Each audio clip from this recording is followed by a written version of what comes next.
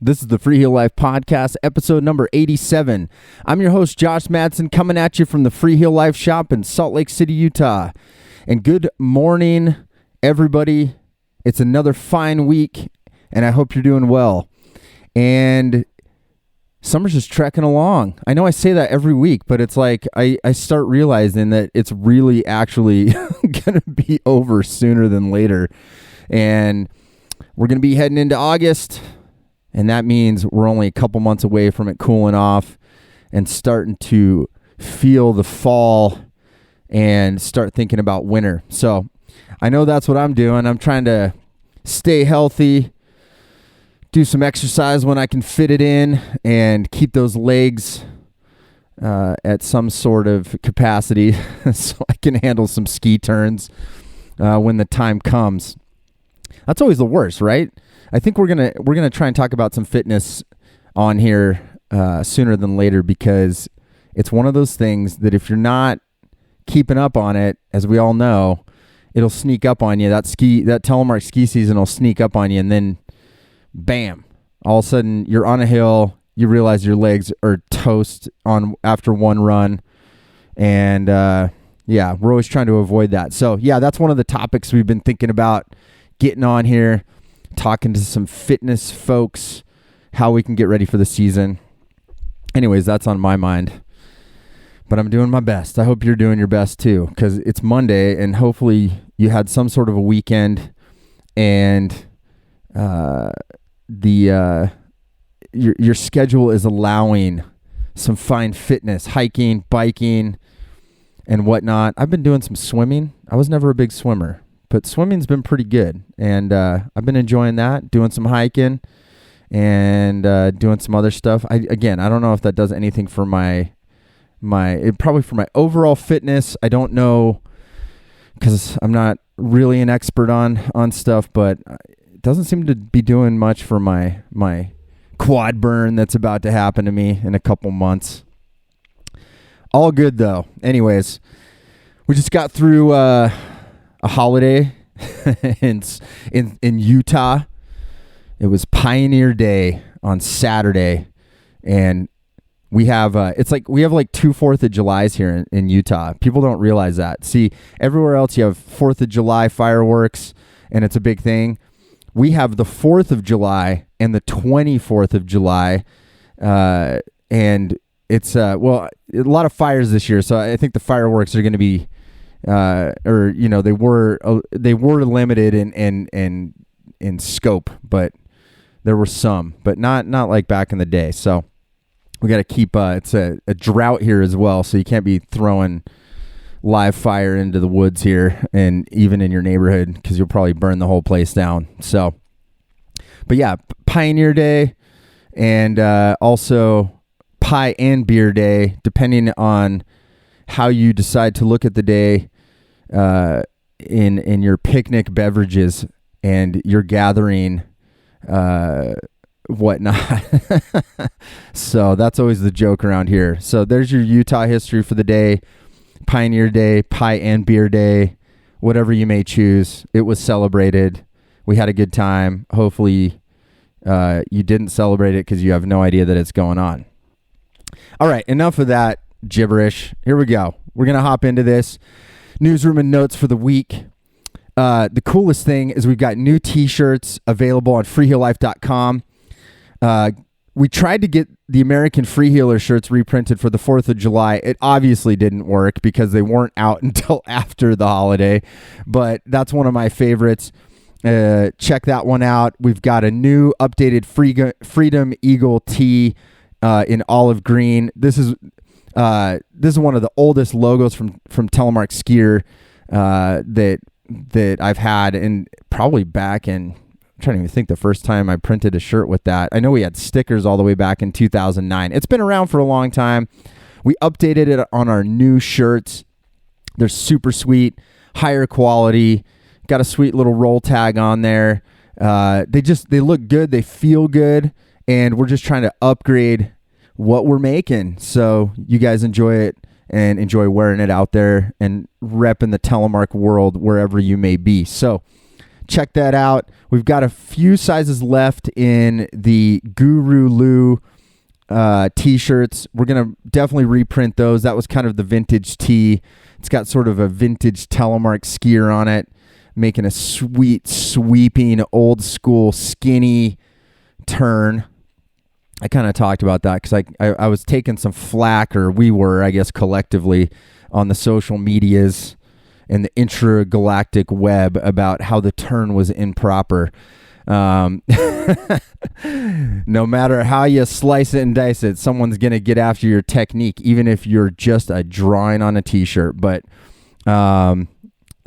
check that one out. That was one of my favorites too. We've got some really good lifestyle stuff that we've been putting out and trickling out over the summer, and we appreciate all of the support in the summer. It makes a huge difference when you guys can help us out. Obviously, these are the dry months when we don't have the shop open. We're not selling boots, skis, and bindings, so every little bit helps. It keeps us moving forward, and we all really appreciate it. So check that out, freeheellife.com.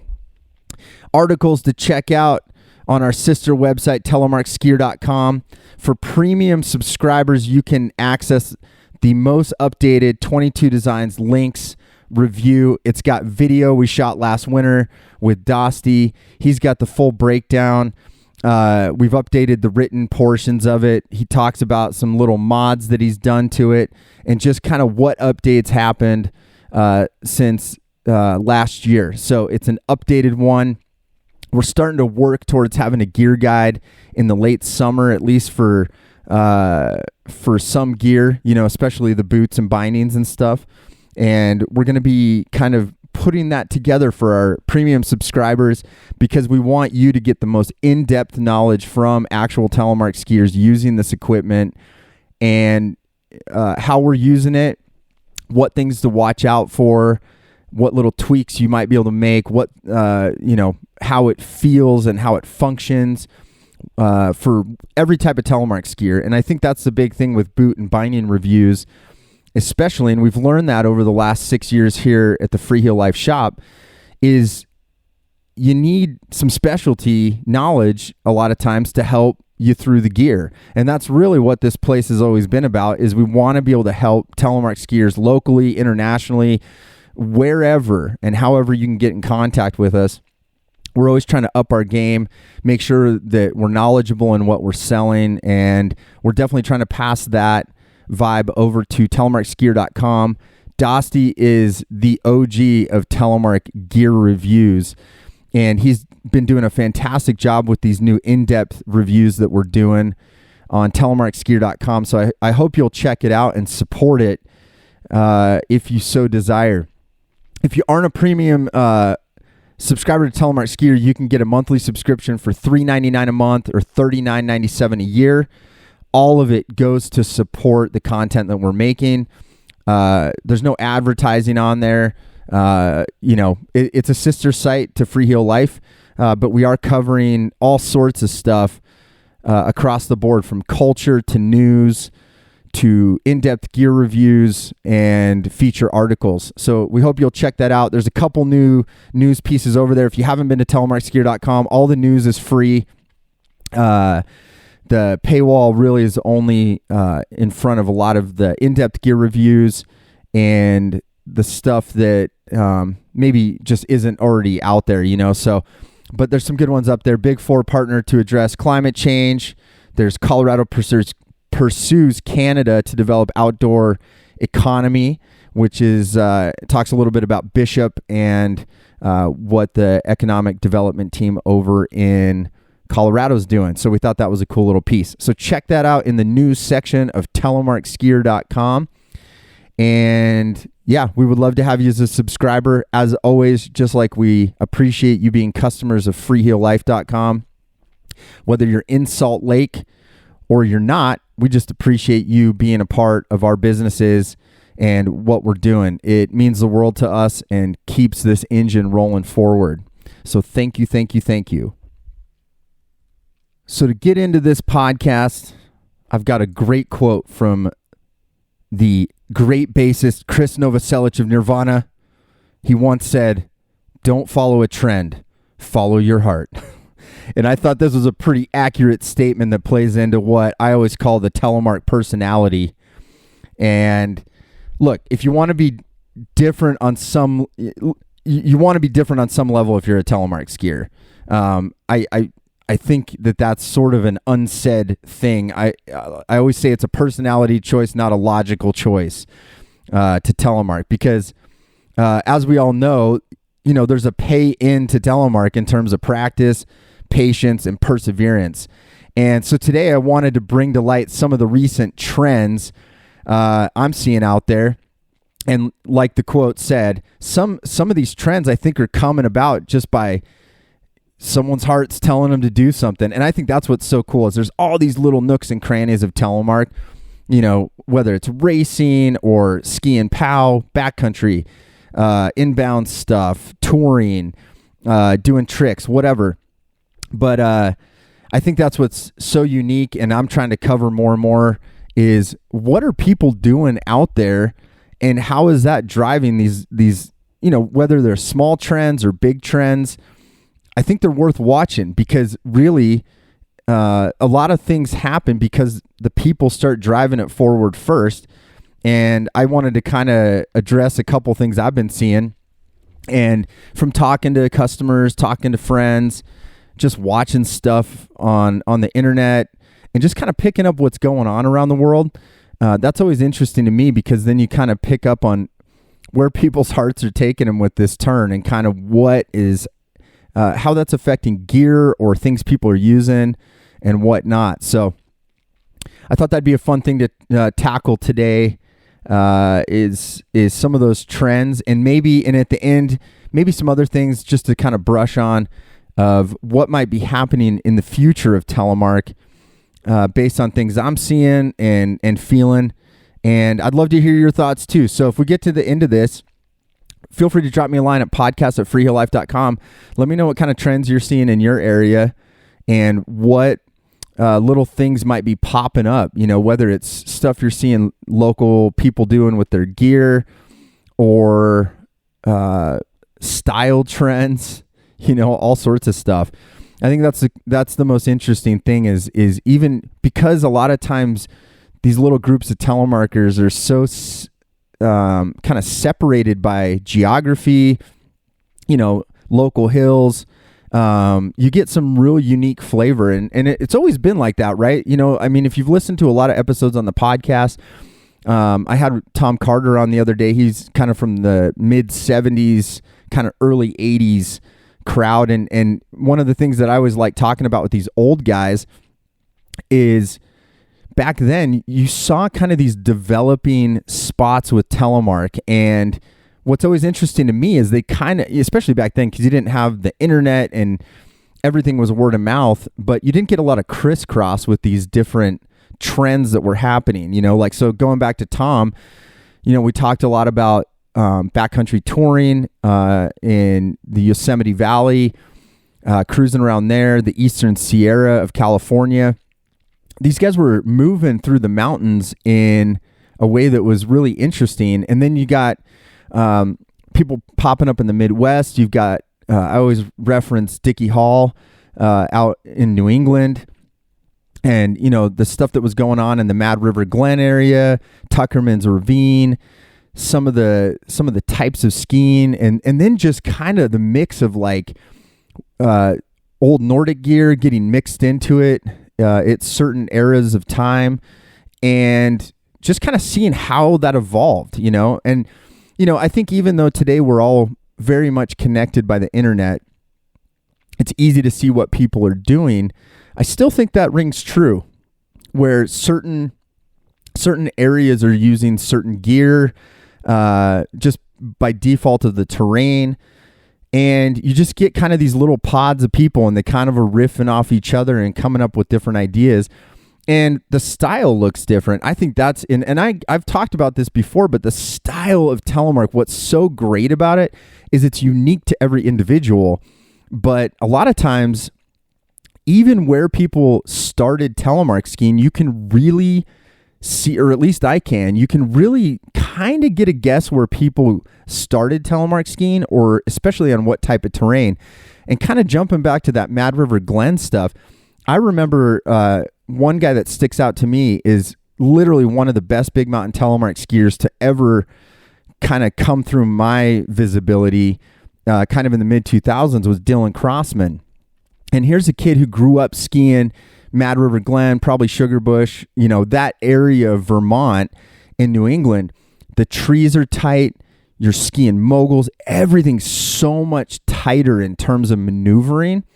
And when you see a guy come out west and kind of implement that style in this type of terrain out here, it's much more open, and the trees aren't as dense. Like I always say, if you're east of the Mississippi River, it's skiing woods. If you're west of the Mississippi, Colorado, Utah, Washington, Oregon, California, it's a little more wide open. And so I think people's styles tend to kind of differ geographically, just where they start telling. But that was the thing with Dylan Crossman that I always loved. And you can find him in some old videos and stuff. Amazing competitor. But what was cool about that is taking the trends and style that he kind of learned on the East Coast, and then seeing how technical of a skier that made him in West Coast terrain. And even when you're watching him ski AK lines, up in Alaska, yeah, sure, he could wide open, big GS turns. But the cool thing is seeing guys like that operate in really technical rocky terrain. And I always love that because, again, another thing I always say is if you're from the East Coast or Midwest, you actually learn how to use your edges. We're kind of a bunch of wimps out here in Utah. I think if it's like a packed powder day, everyone's complaining. But you're not really utilizing the ski as a tool in the same way due to terrain and snow conditions. So I just love seeing how technical skiers come out of some of those areas where the snow's more firm and the obstacles are much more plentiful, and it's just quick reaction skiing. I think you can apply that to, if you're a West Coast tele skier, or wherever. I think, utilizing practice techniques like that, those are great. That's why I'm always saying moguls are a great way to kind of, tighten up the terrain a little bit and force yourself to turn. Anyways, I wanted to talk a little bit about, I kind of went off there on geography and trends and areas, but I want to get into some stuff I've been seeing that I think is so fascinating, because just time being in telemark, and you see things start to happen, and then you can almost see, I think this is just me getting old, older, but you start seeing trends kind of come back around, and you start seeing things resurface that you kind of thought, 10, 15 years ago, it was going a totally different direction. So I think the biggest thing that kind of sticks out to me with Telemark Trends right now is everybody seems to be going back to a narrower ski. And not everybody, but I think we're seeing this in the ski business, how people are making skis. And I think people also, the actual telemark skiers, seem to be going back to a little bit narrower ski underfoot. So when I say narrower, I'm not talking about going back to like skinny, backcountry Nordic skis of the 80s by any means. But in the early 2000s, I'm talking, 2003, 4, 5, this is right around when going to 100 millimeters underfoot, that was massive because what you're getting out of the ski at that point is more flotation. It's helping you, the advent of powder skis in and of themselves helped skiers in general across the board, whatever turn you were making, it made it better. You had more side cut and you had a wider platform under your foot. And I think it helped a lot of people ski harder terrain that maybe in the 90s, 80s and 90s, I mean, we were skiing on sticks, right? So your technique had to be dialed, and going to a little bit wider ski made it a lot nicer. You could have a 100 millimeter underfoot ski, and you could tackle terrain that you maybe weren't able to do only a few years before. So, but the problem was in the kind of that same time period, we start going up and up and up, and fat skis just became the thing.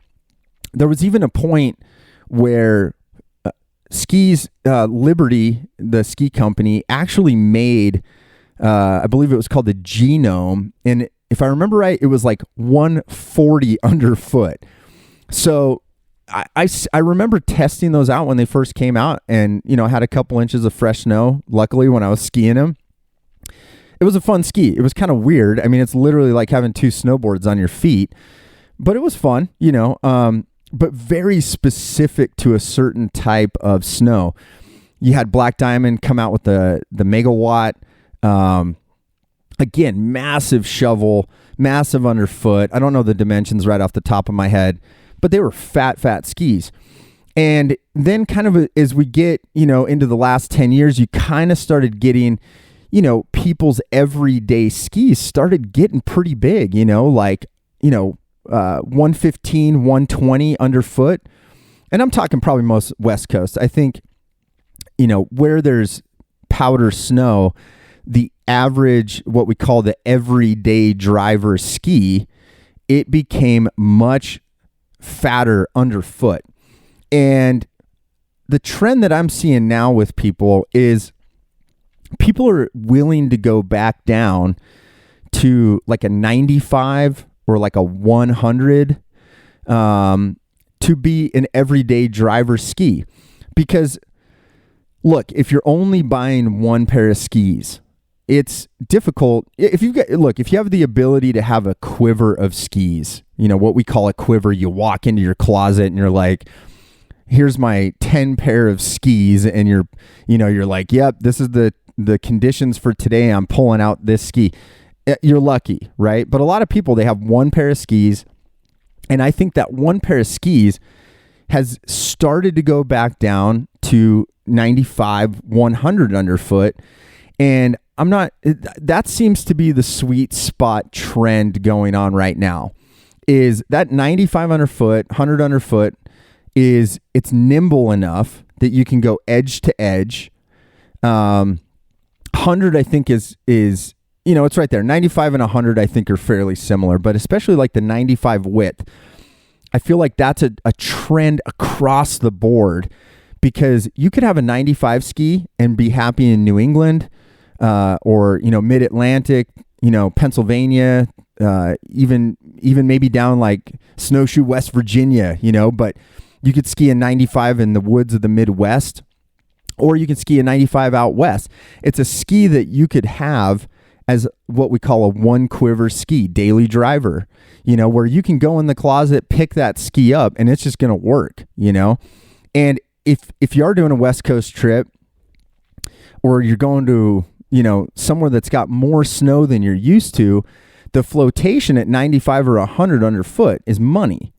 So I think that's the trend I'm kind of seeing, is just people settling into the idea that you don't want to ski too fat, and you don't want it too skinny either. And I think that 95 is really the trend we're going to see kind of moving forward. 95, 100 underfoot, like I keep saying, it's a great width to just kind of do everything, and I think that's great. And it's really cool, because I think people are going to enjoy themselves more in terms of just getting out, skiing any type of terrain. You can throw one pair of skis in the car, and you can get after whatever's in front of you, whether you're going and hiking, and even in the backcountry, I think that's a great width, because, let's say you get out and there's kind of some chundery stuff in the backcountry. I feel like that's a great width to just kind of make everything happen, and easier to skin with. It's not so wide. and whatnot. So that's kind of trend number one, and I see that kind of sticking around for a while. I think we just got excited as people started making skis in the mid 2000s. We got carried away, and I say we, just the ski world collectively, I think just got a little bit carried away with what was possible. Now, I will say a lot of younger folks I see skiing, telemark skiing, especially, again, kind of West Coast, because that's where I'm based out of. 110, 115, that might be their daily driver. Alta, I think younger people tend to go a little bit wider, and they're using sometimes the style differs a lot too, because they're wider skis, but they're kind of smeary skis, and you can kind of smear the turns out. You're not carving. It's a little bit different style. So again, you've got to fit the ski to your style, just like you got to fit a Telemark boot and binding to your style. And I think it's important, if you can try different skis, that's great. But if you didn't have the ability to try a bunch, I think that 95 to 100 underfoot is a great place to go in terms of right now for that one quiver ski that's going to work everywhere that you go, and you're going to have a good time. And it's not too specific. And then you can kind of go up from there. If you want to have a set of powder boards in the closet, then you can start thinking 115, 120 underfoot. And with all these skis, I think the other trend is almost every ski has early tip rise. When someone asks us what makes a good Telemark ski, and I've talked about this on the podcast in the past, we tend to be like, yeah, a good Telemark ski has early tip rise. It's going to help you keep your inside leg, the leg where your knees drop, your uphill foot. It keeps the tip planing upward and helps you navigate, whether it's choppy snow, powder, bumps, whatever is in front of you. It allows you to navigate that without getting tip dive really bad. And that's an amazing feature. Traditional camber, those are the features you're going to look for. Early tip rise, traditional camber, and like a 95 underfoot. That's the money go-to ski right now, 2021, that you want to be looking at.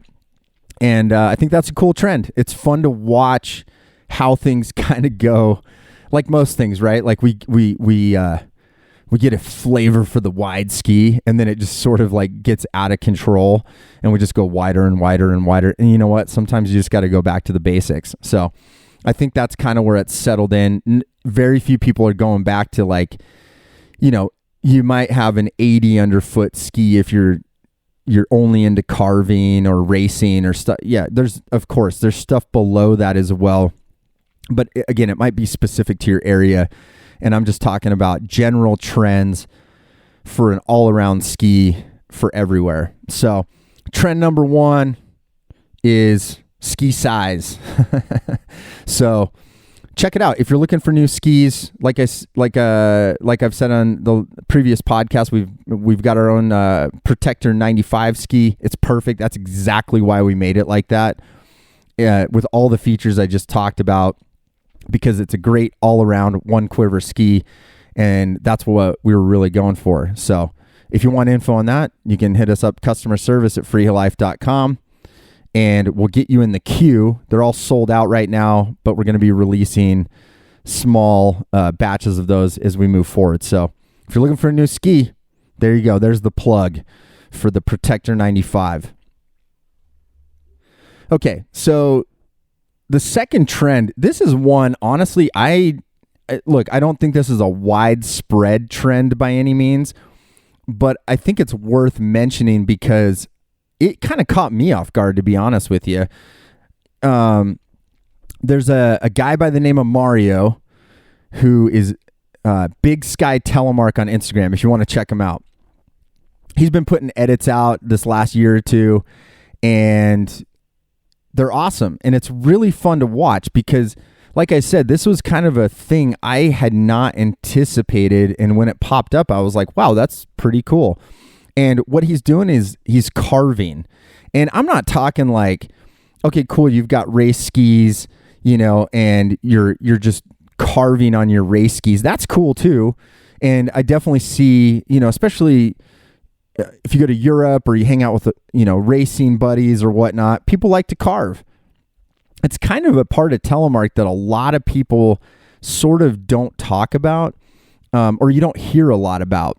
And I guess before I talk about what Mario's doing up in Big Sky, Montana, I mean, carving is just as surfy as a pow day, kind of in a different way. And if you haven't really worked on your carving technique, and I'm talking laying your skis over, again, you're probably not going to want a super wide ski for most people, but it's really carving your ski, and it's an amazing feeling of just going out and carving and having a setup that functions like that, where you get first chair.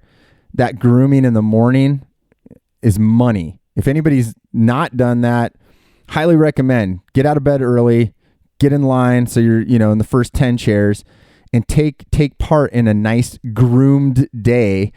People always talk about and again, I talk about telemark in terms of powder too, but look, it's not powder every day. And carving is an awesome way to up your game, up your technique, really learn how to use your edges, how to angulate your body differently, and how to hold an edge through a big GS turn. And it's awesome. So going back to Big Sky Telemark, you got to check this out because it's awesome. And this is the part I did not anticipate is it kind of reminds me, if you've ever watched longboard skateboarders that are just bombing hills. Sometimes they've kind of got these specialized gloves that sort of have a pad on them. If you're a longboarder out there and you're laughing at me describing this, I get it. I have no idea what you'd even call it. It's like a palm pad. But what it allows these guys to do is get low to the ground and get their hand out almost as a balance point. But that pad can kind of slide on the ground, allowing them to angulate their body beyond gravity, I guess, and kind of hold themselves up as they're making these turns. And kind of reminds me of like super bike, like in motorcycling. If you ever watch stuff like that, like when they cut the corner and the knees sort of dragging on the ground. That's what this kid Mario's doing up in Big Sky, Montana. And it's really cool. He's come up with these, I don't know what they are. I don't know. I need to get him on the podcast because I'm interested to hear what his setup is. But basically he's got these discs. They might even be like a disc golf, Frisbee type of thing. That's kind of what it looks like. But he's created these like circular pads for his hands.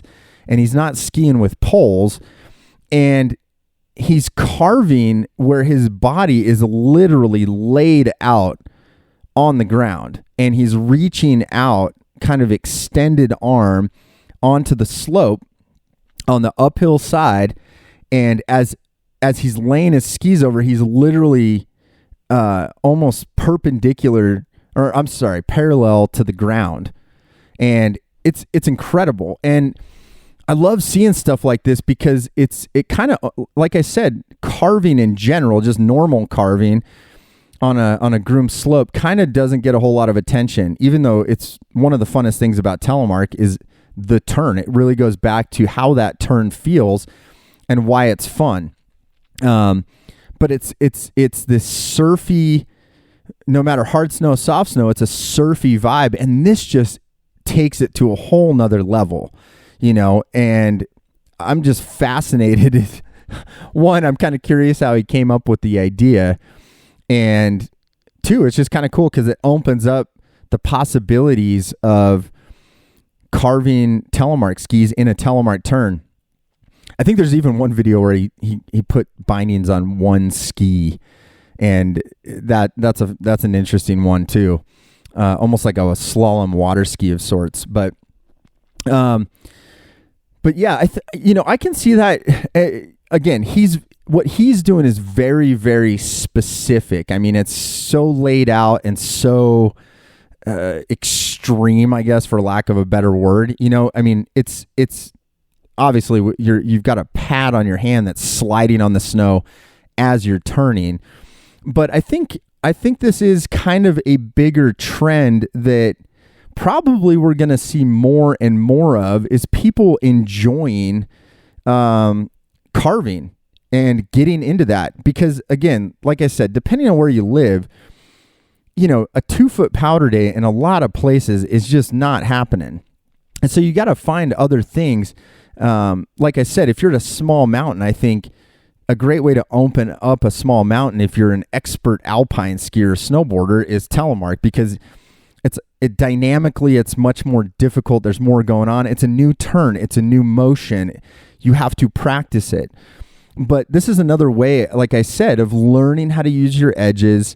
And I can definitely see that kind of moving forward as sort of a trend that's going to grow with people. And we'll probably see that. And I think, again, kind of going back to the first trend of having narrower skis as a whole, it's not totally unlikely that people are going to have a pair of skis, if they do have a quiver, even making a carving setup. I know we do that here. We've got a couple race setups and some of the, I know like Taylor, he's always taken out his 9,500 foot, and he kind of uses that as his carving ski. It's a little bit stiffer torsionally, and it's fun, because not every day is a powder day and whatnot. So I think, so carving, shout out to the carvers out there. I think that's an interesting trend. I think we're going to see that kind of pop up more. So shout out to Big Sky Telemark and putting that out there.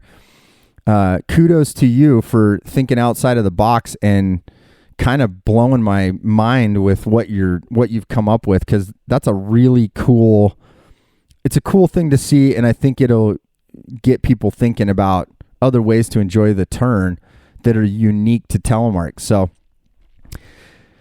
well, and that kind of leads me into the next trend that I'm seeing. And again, this is something I think having the shop in Salt Lake and just talking to thousands of Telemark skiers over the course of the last 6 years, I think we've gotten a really good feel for this next thing. And the carving thing kind of leads into it in some ways, but it's the trend of inbounds Telemark. I cannot emphasize more how maybe underserved that group is, because in a strange way, that's the largest group. That's where Telemark's going to grow, right? Inbounds. And that's simply because it's easier to get reps in. It's easier to go up a chairlift. It's not as much of a time suck in a lot of ways as backcountry skiing is. It doesn't require specialized training in terms of avalanche safety and traveling in the backcountry. And I think inbounds Telemark, a lot of times we just don't talk about it, think about it. But I'll tell you, the majority of people that Telemark ski inbounds, at least from what we can tell here. And I think that that's a trend that's been going on for quite some time. But I think that, especially kind of going back in history a little bit, like I was talking about in the early 2000s, mid 2000s, we were still, especially coming into the 2000s, backcountry skiing grew through Telemark. So the shops that you found the gear in were backcountry shops, and that's how people accessed it. And, in a lot of ways, it's interesting kind of how history has progressed with Telemark, because, we go back to the whole Telemark's dead thing and AT bindings killed Telemark. What's funny is that I really don't think that's the case. And what I've always said with the Telemark's dead thing, if you haven't listened to one of those early episodes where I talk about that, Telemark isn't dead. Telemark retail, in the way that we bought and sold equipment, died, because the backcountry shops obviously were going to go to where the money was and where their hot trend was in terms of accessing the backcountry, and that was alpine touring and split boarding. It totally makes sense, right? Like, but what didn't happen, and it the companies that were making telemark equipment didn't make the most crucial shift that should have happened, which was understanding that telemark was going to grow in the resorts. And, again, most of the companies that were supporting telemark in that era, they jumped ship or ceased to exist, and they went with Alpine Touring because they were a backcountry company, and that makes sense, and I'm never bagging on the businesses, because I think in a lot of ways people felt abandoned in a way, because they're like, well, now you're not making anything for telemark skiers. And it's like, okay, just look at it like this. They kept staying in the backcountry. And meanwhile, there's this enormous amount of people that are inbounds. Like I said, it's the majority of people. And, when I opened Freeheel Life, a lot of people were thinking, there's no way a telemark shop's going to survive. Like a telemark specific shop is going to survive. You need to be a backcountry shop. And I'll tell you the funniest thing. We don't sell that much backcountry equipment. We have it, and we've started kind of getting into those categories more. But I'll tell you, the majority of people that are coming in, they're skiing in bounds a lot. And, are they backcountry skiers as well? For sure. A lot of them are. But the ratio of backcountry to inbounds is, I would say it's skewed in the direction of inbound skiers. And, that brings a whole another set of equipment that you got to think about, because you might not be as worried about weight. Of course, weight's always an issue. It's always an issue to some people because, they just don't want heavy equipment, in terms of swing weight on their feet and whatnot.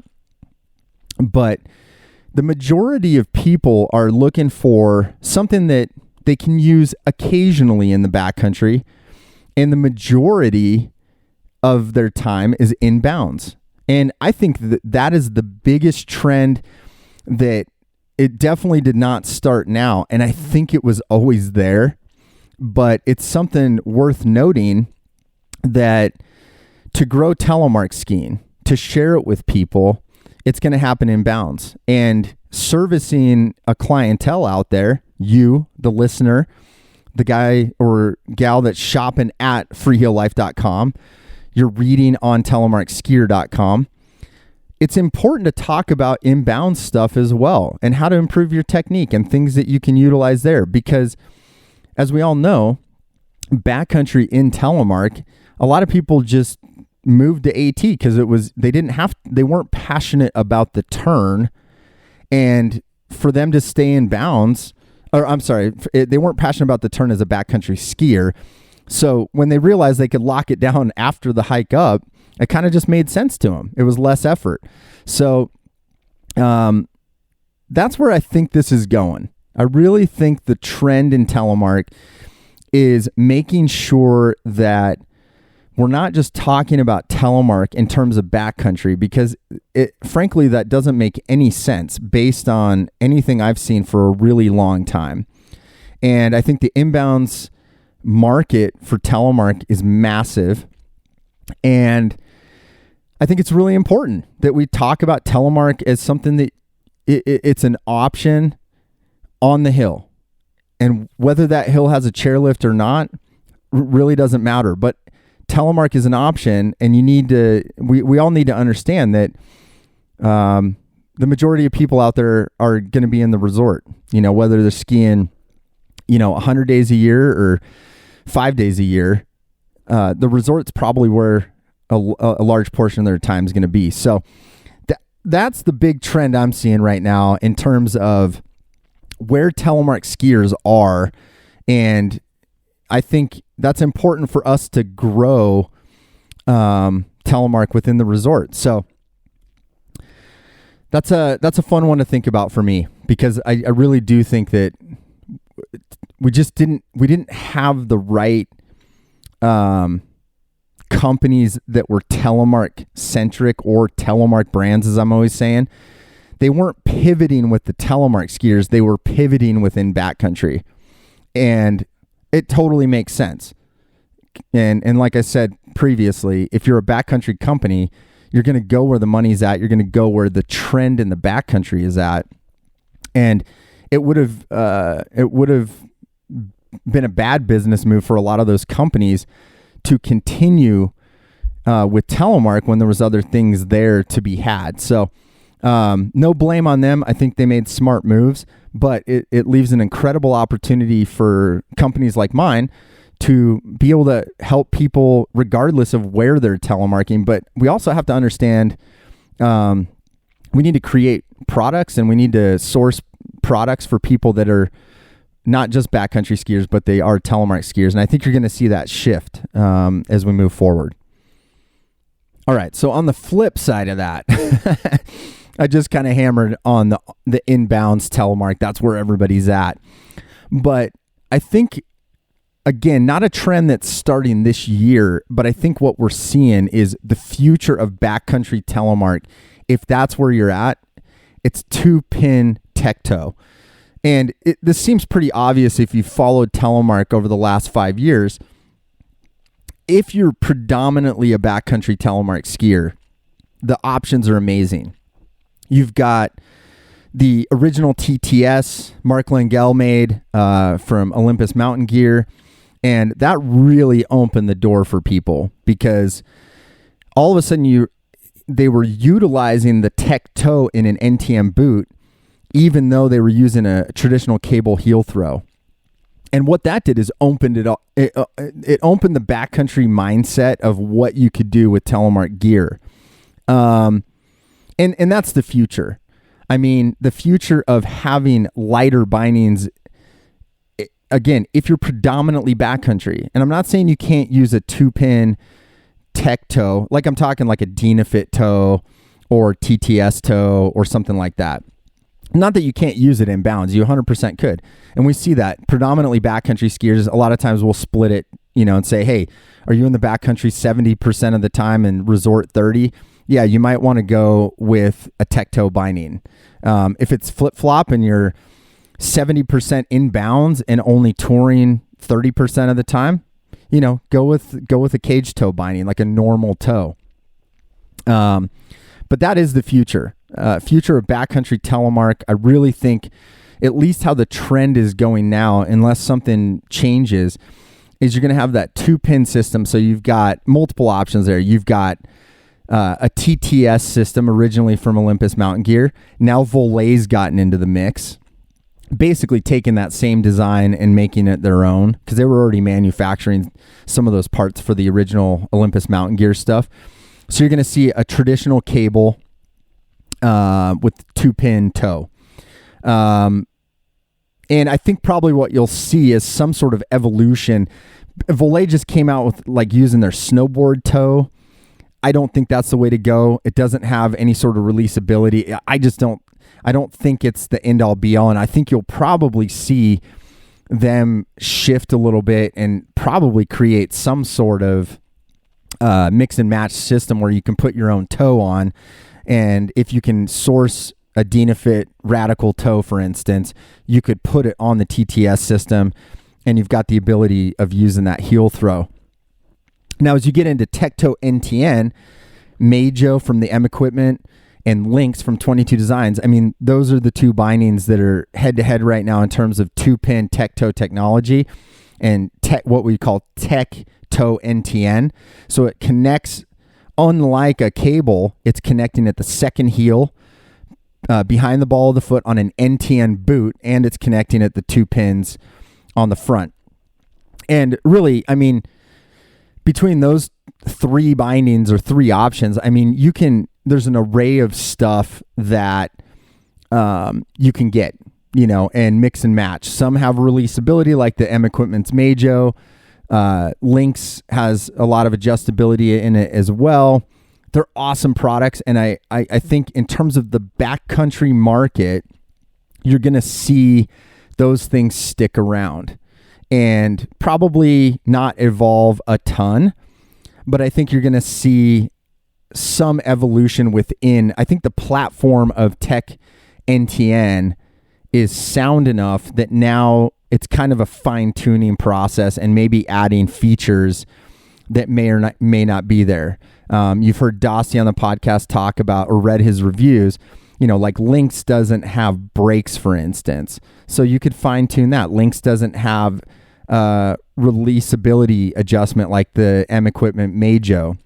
So each one kind of has some different variability in terms of operating it and changing it. And I think that those are features that you're going to see in tech-toe trends moving forward. I don't think we're going to see anything massive in terms of change, but I think it's here to stay. And I think you're just going to see people fine tune and maybe grab features that they don't have and add them over the next couple years until we kind of get to a fine-tuned backcountry product, which is tech-toe with brakes, possibly releasability and adjustability in the springs and options to modify all of that. So I know that doesn't really address the lightweight boot that everybody's always talking about, but that's the beginning, right? Like we have the tech-toe touring ability, and that shaves a lot of weight. And I think that that's a really cool trend that's come out the last couple years, and I think it'll continue in a fine-tuning process. So one trend that I'm seeing kind of come back around, and I guess that's the benefit of being an older guy and being around Telemark for a long time. And one thing that's kind of popping up in my world that I'm seeing, it's kind of the Telemark park skiing kind of come back into vogue a little bit. And, I think this is, I had CJ Kochia from Telemark Colorado on. They've got a new movie coming out, Why Not? And I think it's exploring sort of a revived youth movement, if you will, in Telemark park skiing. And I think that's really cool to see because, again, it's kind of going back to the carving thing and the ability to lay out turns. I think Telemark park skiing for young folks is a killer venture into what is possible. And I think that's, when I hear the phrase "why not," like why not do this? It reminds me a lot of when park skiing and Telemark in the early 2000s was like really hot and everybody's doing it. There was a lot of traditionalists that were sort of like, that's not Telemark skiing. That's stupid. Why are you sliding rails and doing jumps? And, it's interesting because jumping has always been a part of Telemark all the way back to the 1860s. And, it's always been there. People jumping off of things. You look at Sondre Norheim, there's photos depicting him jumping off a barn roof. The people in Morgedal in Norway are making jumps and they're jumping. And I think that this little revival of Telemark park skiing, to me, that it's kind of built into the spirit of Telemark, and I see that trend always existing. It may come and go. It's probably younger people doing it because, look, we all know, like, you hit like 30, 40, 50, 60 years old, you're probably not jumping. You're probably not sliding rails. But I think, I don't think Telemark park skiing is going to push Telemark into the mainstream either. But I think like I said, it exists in the spirit of Telemark, jumping and pushing the limits of what's possible. I think that exists in the spirit of Telemark. And as we expose younger people to doing it, I think you're always going to see that trend come back around, or there's always going to be a small group of individuals that are out there pushing Telemark in terms of jumping and utilizing features. I'll make it broad, rails, wall rides, doing tricks off jumps, backcountry jumps, natural features, inbounds, out of bounds. I think that will always exist. And I think it's something, I hear a lot of people, they're like, oh, if you get Telemark in the X Games, it's going to blow up. I don't think that. I don't think that's, I think the future is we have to look at all the diversity that exists in Telemark. And yeah, if you want younger people, especially in areas that are not known for powder skiing, like the Midwest, that's why you saw park skiing in general in the Midwest and East Coast in the early 2000s, it blew up because you got a bunch of bored kids that are sitting around ski and park laps all day long or at night under the lights. And again, Telemark just adds another area of diversity in what you're trying to do. And it's not a disadvantage by any means. You know, you can do all of the same stuff that anybody else would on a feature or a jump. But Telemark adds a whole nother level of precision in terms of balance, landing, taking off. And I just love seeing that. I think it's a cool trend, seeing that come back, seeing guys like Telemark Colorado, them putting time into creating and exposing that that's going on. And I can't wait to watch that movie. It's going to be super fun to watch. And I just had Ty Dayberry on a couple weeks ago, and that guy literally has been pushing that same, you know, for lack of a better word, freestyle style of telemark skiing for the last 20 years.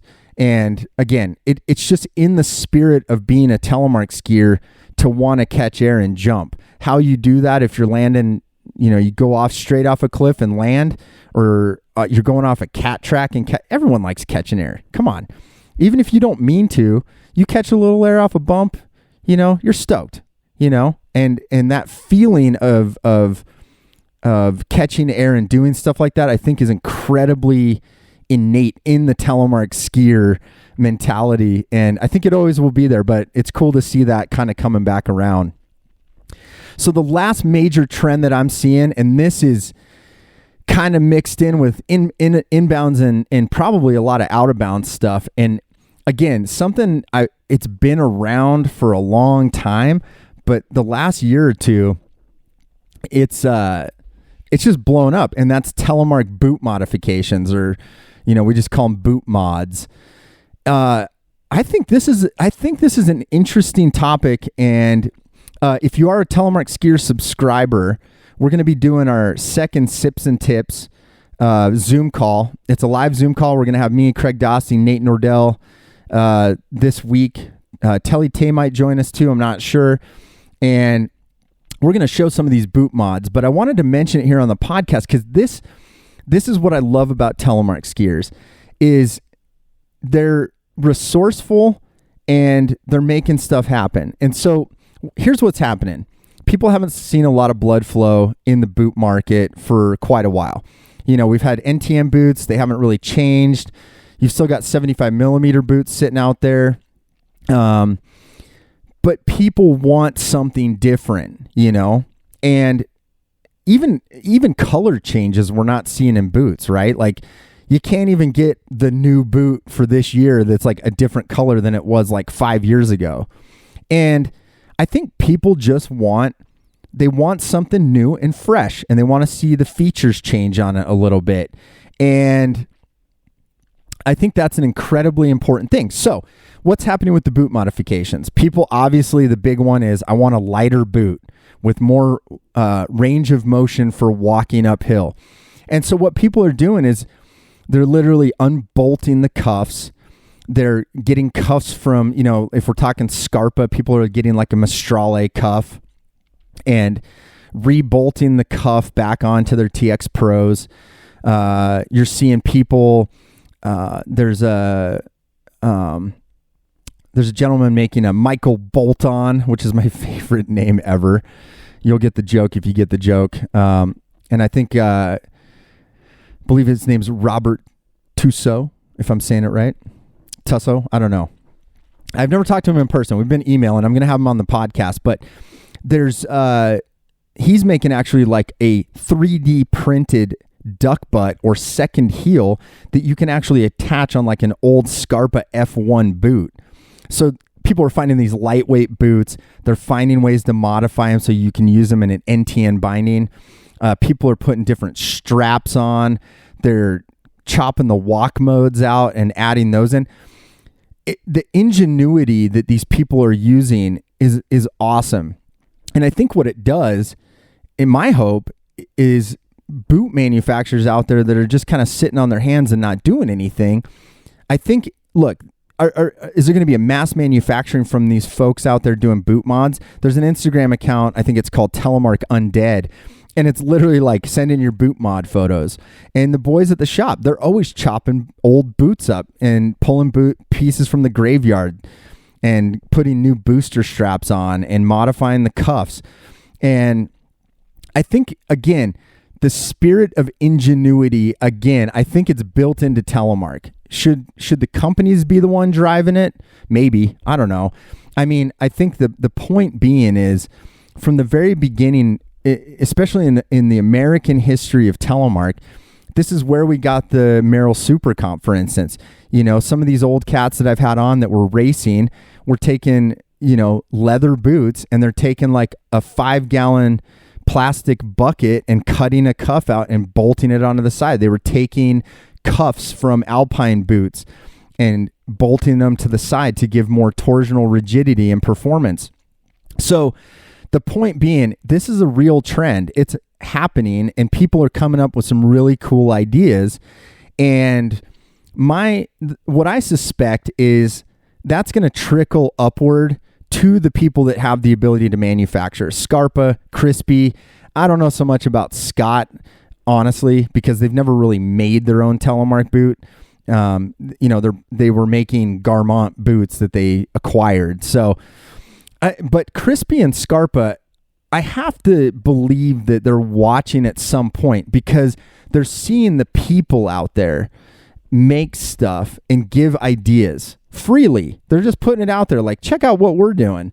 And they're not waiting around. They got some parts sitting around. They're like, we're going to figure this out. You know, if you're not going to put stuff out on the market, we're going to modify our own stuff and make cool stuff. And it kind of reminds me, I'm not a car guy, but it reminds me of, you know, Miles, he works here at the shop. He's a Subaru guy, for instance. And like, you know, in the modern, you know, back in my day, it was muscle cars, you know, and now you got people modifying, you know, Subarus and adding parts and, you know, all sorts of stuff, right? And I don't think boots are any different. I think the future of boot and bindings, like I've said, is you want to have the ability to make it feel and work the way that you want to. So it wouldn't surprise me with Telemark boots and bindings if the trend of kind of this organic flow of people just out there doing it and posting photos, it wouldn't surprise me if over time we start seeing more stuff that you can buy to modify your boots or add on to it, you know? And we see that. And part of the reason I mention it is we'll see that even with the stuff that is available now, you know? You might modify a strap, for instance, go to a shorter strap. You might modify a booster strap because you don't like the Velcro one. We've even seen people purchase like a tongue for a Scarpa TX comp and add it to a TX Pro, because you get a stiffer upper and you still maintain the soft bellow of the TX Pro. I think that's the future. I think the ability to modify your gear, and hopefully when and if it does hit the market in a more mass way, you've got the ability to buy parts and kind of mix and match, because everybody skis Telemark a little bit different, and the boots and bindings are such a big part of that, you know, it's like the springs that 22 Designs, it's brilliant. And all the way back to Russell Rainey before 22 Designs, the hammerhead, you could modify the point at which your boot activated the binding. You could modify the spring with a stiffy spring. I think that's the future, and I think that's the trend moving forward. Is people want the ability to modify their equipment. One, they want to see a better base. I think they want to see improvements on the base model to make improvements, and so they're not having to chop up their boots with a Dremel tool. I mean, that long term, that's not sustainable, and although it's fun, I don't think it's satisfying maybe the market. And I think there are ways to get the base models closer to what people are modifying. But I'll tell you that when the people speak, I think the companies need to pay attention to that and look at what's happening. Because at the ground level, those are the trends that's what people are thinking about at home. And they're spending their own hard-earned money to kind of do these mods. And yeah, like I said, it's a subculture, right? Like not everybody's out modifying boots and bindings, but I think it's a really cool thing to bring up and something that is going to impact telemark in the future. So that's my prediction is, base models changing. Obviously we need a little bit of change there, but I think you're going to see if the boot and binding companies are smart, there's going to be ways to modify by buying some add-ons and kind of modifying your boots as you see fit and bindings. So, all right, everybody. Well, that's my little trends of 2021 in telemark. I hope you enjoyed it, and I'd love to hear your thoughts. Like I said, email me at podcast@freeheellife.com. If you're seeing stuff that's going on in your area, it could be style, technique, equipment, whatever. I would love to hear what you're seeing and maybe just at that organic level. What are you seeing that maybe we're not seeing here at Freeheel Life? I'd love to hear from you. Shoot me a message, and we'll go from there. Appreciate all you guys listening. Make sure to sign up for the mailing list at the link in the profile. We always appreciate you shopping at freeheellife.com. Like I said, there's a ton of new lifestyle stuff. We're still shipping every day, and we'd love to get that out. And we'll start getting new product in for the upcoming season, probably towards the middle or end of September. So keep an eye out for that. And you can follow us on the social channels or the mailing list. They're all good ways to stay in touch, or just listen to the podcast every week on Mondays. Like I said, we're going to be doing, for premium subscribers only, on telemarkskier.com, the latest sips and tips, and we're actually going to be talking about boot modifications, and you can see some examples of what we're talking about and kind of get some live feedback from me, Dosty, Nate Nordell, and possibly old Telly Tay, if I can get him into the shop that day. And yeah, it'll be fun. I think it'll give more of a visual aspect of what's happening out there, and maybe get your brain working on some ideas that maybe you've had. And yeah, it'll be good. You'll be able to see some stuff firsthand. Really appreciate you listening. I'm having a blast doing these. And for all of you that check in every Monday, thank you so very much. And until next week, my friends, spread telemark always.